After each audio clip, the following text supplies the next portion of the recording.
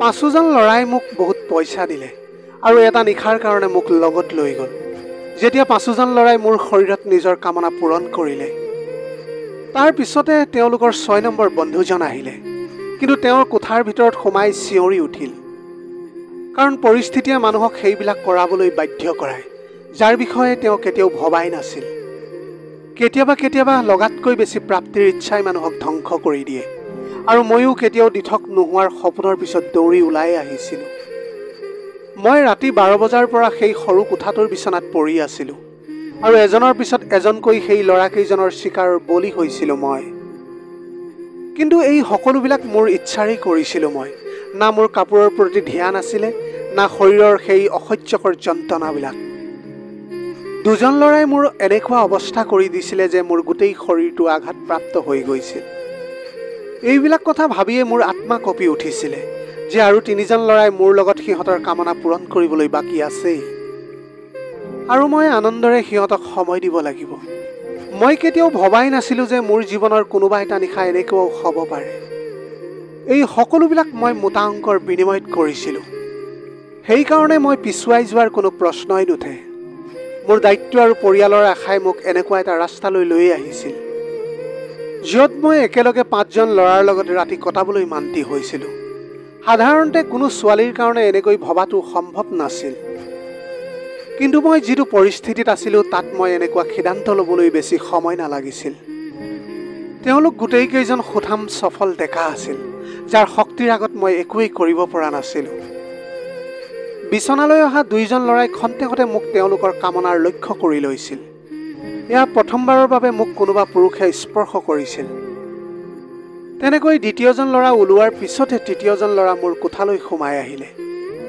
মই দীঘলকৈ এটা উশাহ লৈছিলোঁ। মই অলপ সময় বিচাৰিছিলোঁ। তেতিয়া তেওঁ ক'লে যে ইমান সময় মোৰ লগত নাই, বাহিৰত আৰু মোৰ বন্ধুবিলাকে অপেক্ষা কৰি বহি আছে। তেওঁৰ কথা শুনি মোৰ চকুৰ পানী নিগৰি আহিলে। তেওঁ তৎক্ষণাত মোৰ ওচৰলৈ আহিলে আৰু মোৰ চকু পানীক আওকাণ কৰি মোৰ ওপৰত তেওঁৰ কামনা পূৰণ কৰিবলৈ ধৰিলে। মোৰ এনেকুৱা লাগিছিল যেন মোৰ শৰীৰত সহ্য শক্তি শেষ হৈ গৈ আছিলে। মই বাৰে বাৰে তেওঁক মোৰ পৰা দূৰত কৰিবলৈ চেষ্টা কৰিছিলোঁ, কিন্তু তেওঁ সিমানে মোৰ ওপৰত জঁপিয়াই পৰিছিল। এনেকুৱা লাগিছিল যেন তেওঁ এই খেলখনত বহুত মজা পাইছে। সেইকাৰণে এতিয়া মই তেওঁক বাধা দিয়াৰ ভুল কৰা নাছিলোঁ, আৰু মনে মনে নিজৰ ওপৰে পাৰ হৈ যোৱা সেই নৰক যন্ত্ৰণাবিলাক সহ্য কৰি গৈ আছিলোঁ। 1 ঘণ্টা তেওঁৰ মোৰ শৰীৰৰ লগত খেলি থাকিলে। তেওঁ ওলাই যোৱাৰ পিছত মই এবাৰ মোৰ শৰীৰটোৰ ফালে চালোঁ। তেতিয়া মই নিজকে কঁপিবলৈ ধৰিলোঁ। শৰীৰৰ এনে কোনো অংশ নাছিলে য'ত আঘাতৰ চিন নাছিল। 3য়জনেতো লগাতকৈ বেছি মোক আঘাত কৰি গৈছিলে। মোৰ শৰীৰত তাৰ দাঁতৰ চিন স্পষ্ট হৈ উঠিছিলে, আৰু বাকী থকা ল'ৰাকেইজনেও তেনেকৈ 1 ঘণ্টাকৈ মোৰ লগত সময় কটালে। তেওঁলোকৰ মোৰ প্ৰতি অলপো দয়া জগা নাছিলে, আৰু দয়া জাগিবও বা কিয়? তেওঁলোকে মোক এটা মোটা অংকৰ বিনিময়ত মোক এনিশাৰ বাবে কিনি লৈছিলে। তেওঁলোকেতো নিজৰ নিজৰ ভাগৰ অংশ গ্ৰহণ কৰি আছিলে, আৰু এই নিশাটো মোৰ কাৰণে মোৰ জীৱনৰ কাল নিশা হৈ পৰিছিল। মোৰ অৱস্থা এনেকুৱা হৈ পৰিছিল যে মই একো গমেই পোৱা নাছিলোঁ। নিজে বাগৰ সলাবৰো শক্তি নোহোৱা হৈ গৈছিল মোৰ। লাহে লাহে মোৰ চকুত জাপ খাই আহিবলৈ ধৰিছিলে, আৰু তেতিয়াই সেই ল'ৰাজনে মোক ক'লে যে তেওঁলোকৰ আৰু এজন বন্ধু আহিছে। মোৰ ওচৰত সিমানখিনি সাহস নাছিলে যে তেওঁলোকক মানা কৰিব পাৰিম। যেতিয়া 6 নম্বৰ ল'ৰাজন কোঠাৰ ভিতৰলৈ আহিলে, তেতিয়া মোক দেখি তেওঁ চিঞৰি উঠিলে। চিঞৰাৰ কাৰণ জানিলে আপোনাৰো গাৰ নোম শিয়ৰি উঠিব। মোৰ নাম মধু। মই দিল্লী চহৰৰ ওচৰৰ গাঁও এখনত বাস কৰোঁ। মোৰ বয়স প্ৰায় 22 বছৰ। মই গ্ৰেজুৱেশ্যন কৰি ৰাখিছিলোঁ, কিন্তু আজিৰ দিনত গ্ৰেজুৱেশ্যনৰ কোনো মূল্যই নোহোৱা হৈ গৈছে।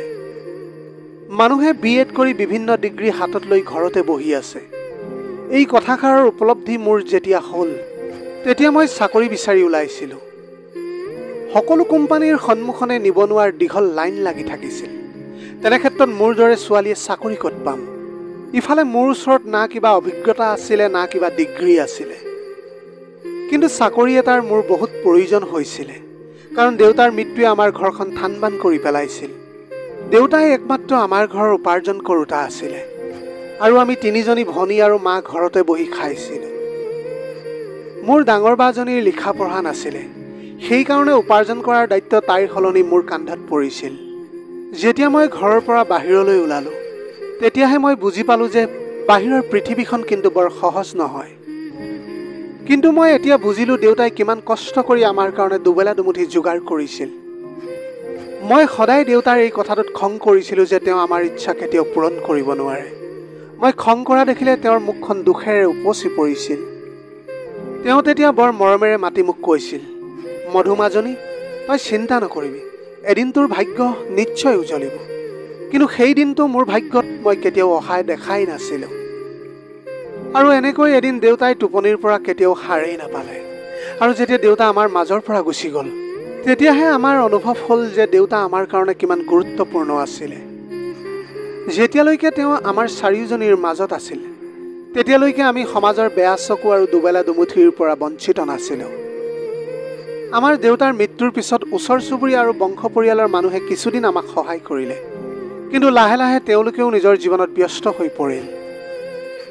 আজিৰ দিনত কোনে কাৰ পেট পালিব পাৰে, সেয়েহে বাধ্য হৈ মই কামৰ বাবে ঘৰৰ পৰা বাহিৰ ওলাবলগীয়া হ'ল। আৰু তেতিয়া মই বুজি পালোঁ যে মহিলাৰ বাবে বাহিৰৰ পৃথিৱীখন কিমান কঠিন। কোনো কোম্পানীতে মই কাম বিচাৰি নাপালোঁ। সকলোবিলাক কোম্পানীৰ বাহিৰতে হাজাৰ হাজাৰ ডেকা ল'ৰাই কামৰ বাবে লাইন লাগি থাকে। তাৰপিছত মই স্কুলত কাম বিচাৰি দেখিলোঁ যে আধাতকৈ বেছি দিন কাম কৰাৰ পিছত মাত্ৰ 6,000 টকাহে পাম। সিমানখিনি পইচাৰে মোৰ মাত্ৰ ঘৰৰ ভাড়াহে দিবলৈ পাৰিম। বহুত বিচৰাৰ পিছতো মই কোনো কাম বিচাৰি নাপালোঁ। তাৰপিছত মোৰ এজনী বান্ধৱীৰ ভায়েকৰ জৰিয়তে মই এটা পিজ্জা হাউচত ৱেটাৰৰ কাম পাই গ'লোঁ।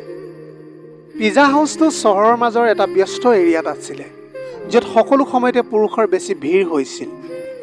মই তালৈ যোৱাৰ পিছত মোক এযোৰ নীলা ৰঙৰ ইউনিফৰ্ম দিলে তেওঁলোকে, য'ত পিজ্জা হাউচৰ নাম লিখা আছিলে, আৰু মোক পিছদিনা কামত জইন কৰিবলৈ ক'লে। মোৰ কাৰণে মোৰ কামটো বহুত অদ্ভুত ধৰণৰ আছিল, যিটো মই কৰিবই লাগিব। তেওঁলোকে এজনী মডাৰ্ণ ছোৱালী বিচাৰি আছিল, যিটো ৱেটাৰ ৰূপত বিচাৰিছিল, যাৰ কান্ধত চুটি চুটি চুলি থাকিব লাগিব আৰু বহুতো মেকআপ কৰি ডাইনিং হলত থিয় হৈ থাকিব পাৰিব লাগিব। মই সেই তেওঁলোকে দিয়া ইউনিফৰ্মযোৰ বেগত ভৰাই ঘৰলৈ উভতিলোঁ। মই এতিয়ালৈকে সিদ্ধান্ত ল'ব পৰা নাছিলোঁ যে কামটো কৰিম নে নাই, কাৰণ সেই কামটো মোৰ বাবে সহজ কাম নাছিলে। আমাৰ দেউতা থকা সময়ত কেতিয়াও প্ৰয়োজন নোহোৱাকৈ ঘৰৰ পৰা বাহিৰলৈ ওলোৱাই নাছিলোঁ।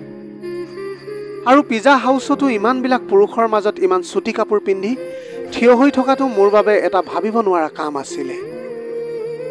কিন্তু ভোকে মানুহক সকলো কৰোৱায়। মই তাৰ পৰা ঘৰলৈ উভতি আহি দেখিলোঁ যে মোৰ মায়ে ঘৰৰ দুৱাৰমুখতে চিন্তা কৰি থিয় হৈ আছিল। মোক দেখি তেওঁৰ চকুৰ পৰা চকু পানী বৈ আহিলে। মই মাক সুধিলোঁ, তুমি এনেকৈ কিয় থিয় হৈ আছা? তেতিয়া মায়ে ক'লে, কাৰেণ্টৰ মানুহ আহিছিলে, আমি বিল দিব নোৱাৰাৰ কাৰণে আমাৰ কাৰেণ্টটো কাটি লৈ গ'ল তেওঁলোকে। কথাটো শুনাৰ লগে লগে মোৰ বুকুখন খোঁচা মাৰি ধৰিলে। বহুত গৰমো পৰিছিল, আৰু এনেকুৱা গৰম দিনত কাৰেণ্ট নোহোৱাকৈ চলাটো বহুত কঠিন আছিল। কিন্তু আমি যোৱা 3 মাহে কাৰেণ্টৰ বিল দিব পৰা নাছিলোঁ, সেয়েহে চাগে আমাৰ কাৰেণ্ট কাটি দিয়া হৈছে।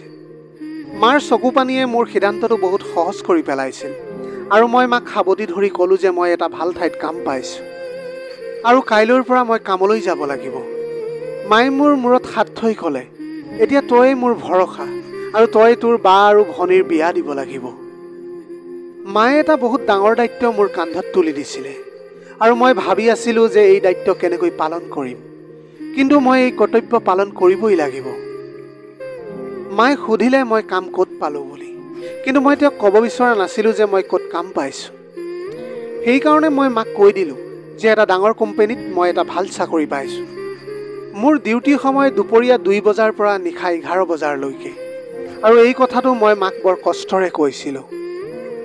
মোৰ ডিউটিৰ সময় শুনি তেওঁ মোৰ ফালে আচৰিত হৈ চাই ক'লে, এনেকুৱা কোন কোম্পানীত চাকৰি পাইছা য'ত দুপৰীয়া 2 বজাৰ পৰা ডিউটি হয় তোমাৰ? তেতিয়া মই মিছা মাতি ক'লোঁ যে এটা মাল্টিনেশ্যনেল কোম্পানী, যিটো 24 ঘণ্টাই চলে। এইটো সময়ত আমাৰ পইচাৰ খুবেই প্ৰয়োজন আছিল। সেয়েহে মায়ে আৰু মোক বেছি প্ৰশ্ন নকৰি মোক উৎসাহিত কৰি আশীৰ্বাদ দিলে।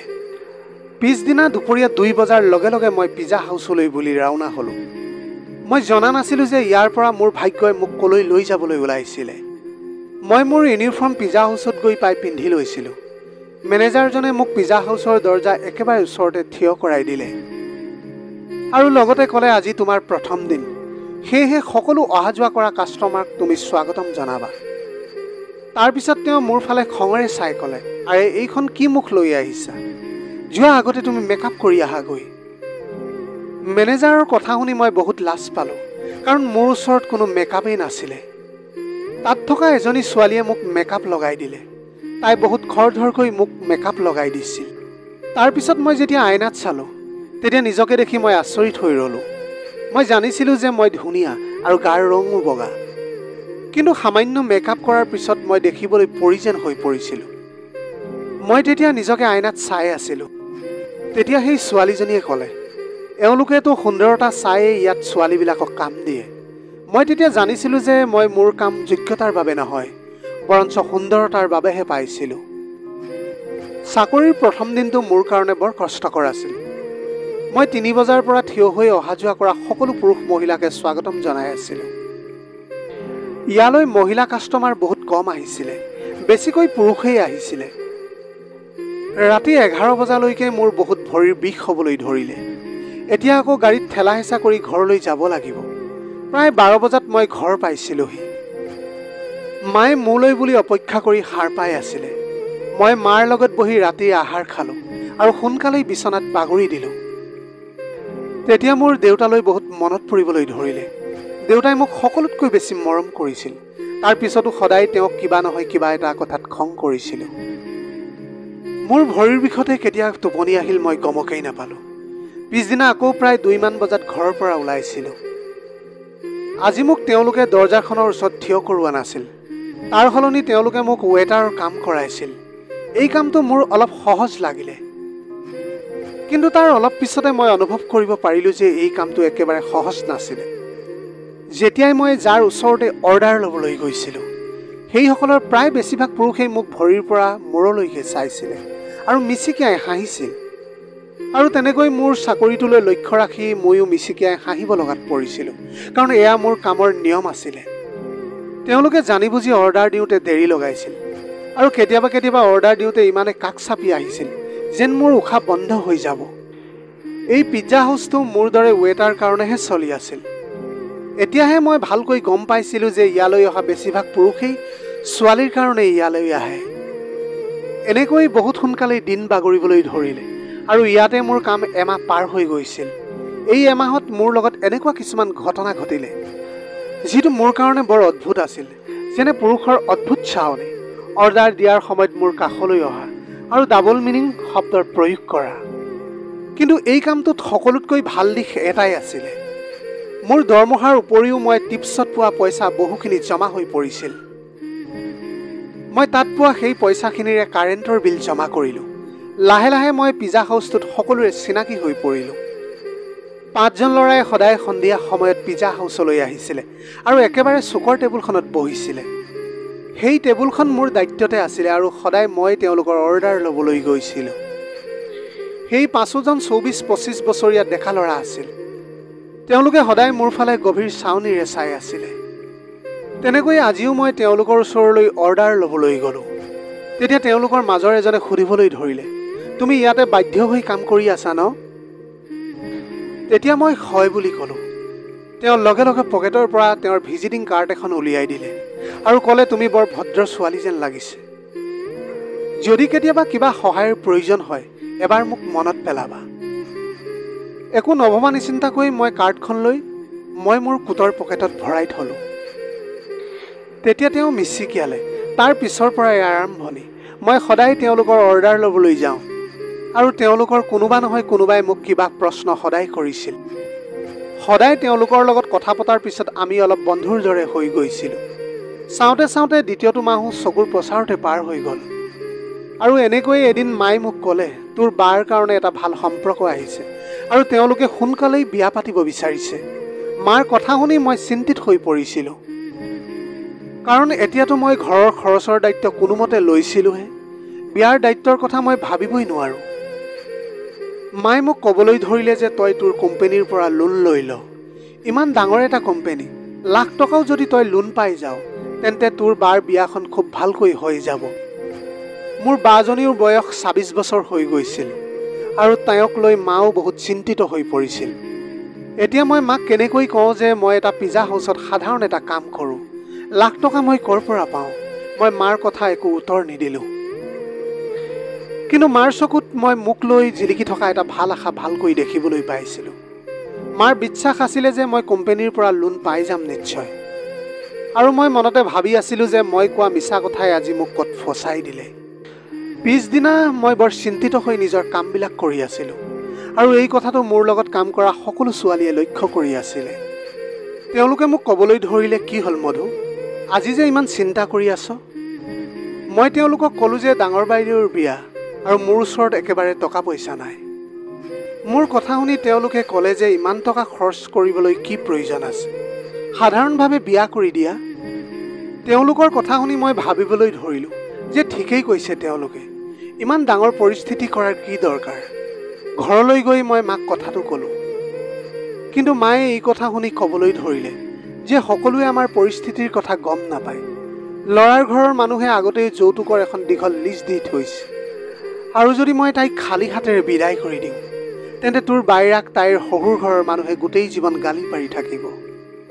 মাৰ কথা শুনি মোৰ খং উঠি গ'ল আৰু মই ক'লোঁ যে এনেকুৱা ঘৰত বাইদেউক বিয়া দিয়াৰ কি প্ৰয়োজন। মোৰ কথা শুনি মায়ে খঙতে ক'লে, কোনোমতে এটা ভাল ঘৰৰ পৰা তোৰ বাইৰাৰ কাৰণে এটা সম্পৰ্ক আহিছে আৰু তই তাতো খুদ উলিয়াই আছ। যদি আজি তোৰ দেউতাৰাই জীয়াই থাকিলেহেঁতেন তেন্তে আজি এই কথা তোৰ পৰা শুনিবলগীয়া নহ'লোহেঁতেন। কথাষাৰ কৈ মায়ে চকু পানী মচিবলৈ ধৰিলে। তেওঁৰ কথাই মোৰো অন্তৰত দুখ দিলে। তেওঁ ঠিকেই কৈ আছিলে, যদি দেউতা থাকিলেহেঁতেন আজি এনেকুৱা পৰিস্থিতিৰ সৃষ্টি নহ'লহেঁতেন। তেওঁ যিকোনো প্ৰকাৰে নিজৰ ছোৱালীৰ কাৰণে বিয়াৰ পইচা যোগাৰ কৰিলেহেঁতেন। মই মাক সাৱটি ধৰিলোঁ আৰু তেওঁক কথা দিলোঁ যে মই সোনকালেই পইচাৰ যোগাৰ কৰিম। মই কথাষাৰ ক'লোঁ যদিও মই নিজেই জনা নাছিলোঁ যে মই ইমান পইচা ক'ৰ পৰা জমা কৰিম, ক'ৰ পৰা পাম। বাপেকৰ চাহ সন্তানৰ প্ৰতি সঁচাকৈ বহুত ডাঙৰ আশীৰ্বাদ হয়। তেওঁলোকে নিজৰ জীৱনৰ লগত খেলি হ'লেও সন্তানক সিহঁতৰ জীৱনৰ সকলো সুখ দিবলৈ বিচাৰে। আৰু মোৰ কাৰণে দেউতাৰ ঠাই লোৱাটো বহুত কঠিন আছিলে। এদিন দুদিনকৈ এনেকৈ দিনবিলাক পাৰ হৈ গৈছিল। মই পিজ্জা হাউচৰ মেনেজাৰৰ লগত পইচাৰ কথা পাতিছিলোঁ। কিন্তু মোৰ কথা শুনি মেনেজাৰে মোৰ ফালে এনেকুৱা চাউনিৰে চালে যেন মই তেওঁক সেই কথা কৈ বহুত ডাঙৰ ভুল কৰিলোঁ। আৰু তেনেকৈ সেই কাৰ্ড দিয়া ল'ৰাকেইজনেও সেই পিজ্জা হাউচটোলৈ আহিয়ে আছিলে। মই তেওঁলোকৰ অৰ্ডাৰ ল'বলৈ গ'লোঁ। তেতিয়া তেওঁলোকৰ এজনে ক'বলৈ ধৰিলে, কি হ'ল আজি যে তুমি ইমান দুখ মনেৰে আছা? তেওঁৰ কথা শুনি কিয় জানো মোৰ চকুৰ পৰা চকুলো বৈ আহিলে। তেওঁ বাৰে বাৰে মোক ক'বলৈ ধৰিলে যে মই তেওঁক মোৰ চিন্তাৰ কাৰণ কওঁ। মই ক'বলৈ বিচৰা নাছিলোঁ যদিও তেওঁলোকক মোৰ সকলো কথা কৈ দিলোঁ। কাৰণ ময়ো এনেকুৱা এজন মানুহ বিচাৰি আছিলোঁ যাৰ আগত মই মোৰ অন্তৰৰ দুখৰ কথা খুলি ক'ব পাৰোঁ। মোৰ কথা শুনি তেওঁলোকে মিচিকিয়াই হাঁহিলে আৰু তেওঁ ক'বলৈ ধৰিলে, ইমান সৰু কথা এটাৰ কাৰণে তুমি ইমান চিন্তা কৰি আছা। আমি তোমাক আমাৰ কাৰ্ডখন এই কাৰণেই দিছিলোঁ যে কিবা প্ৰয়োজন হ'লে যাতে আমাক ক'বলৈ পাৰা। মই আচৰিত হৈ তেওঁলোকৰ ফালে চাবলৈ ধৰিলোঁ।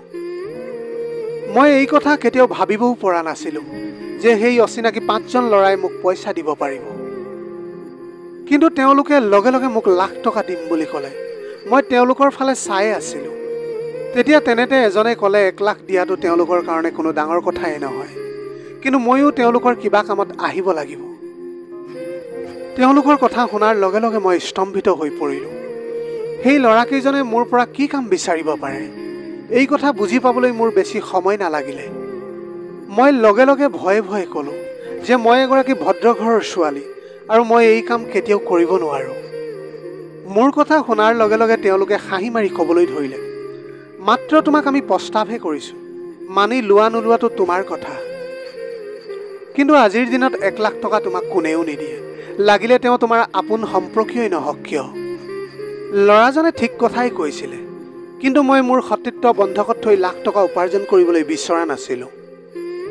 সেইকাৰণে মই তেওঁলোকক স্পষ্টকৈ মানা কৰি দিলোঁ।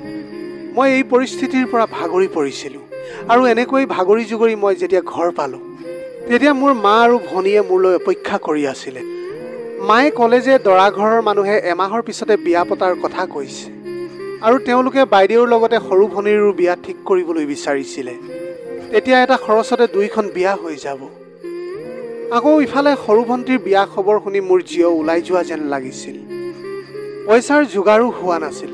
ইফালে মায়ে মোৰ ওপৰত আশা কৰি বহি আছিলে। মই এবাৰ মোৰ বাৰ মুখৰ ফালে চালোঁ। বহুত দিনৰ পিছত তাইৰ মুখত সুখৰ পোহৰে জিলিকি আছিল। ময়ো বাইদেউৰ দৰা ঘৰৰ মানুহক লগ পাইছিলোঁ।